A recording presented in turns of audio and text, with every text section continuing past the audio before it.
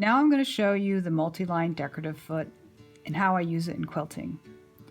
If you don't want to do free motion, you can do some really beautiful designs with all of the quilting stitches that are in your just about any sewing machine that you have. So you can do these beautiful stitches instead of doing free motioning. The multi-line decorative foot will allow you to do straight lines, parallel lines of stitches to create a beautiful effect on your quilt.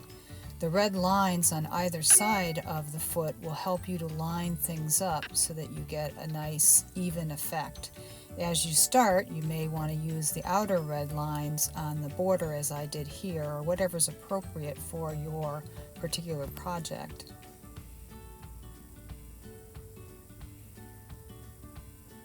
It is a good idea to test out each decorative stitch on a sample quilt sandwich of similar material before you do it actually on your quilt project, so that you make sure that it looks good on both sides. You may need, with certain stitches and certain fabrics, to adjust the tension so that you get a nice stitch on both the front and back of your quilt.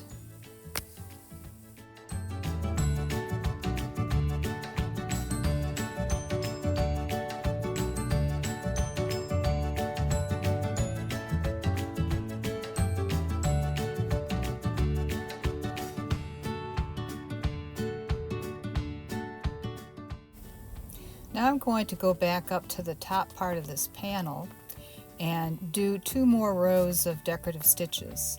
And I will use the red lines on the foot to make sure that they are evenly spaced.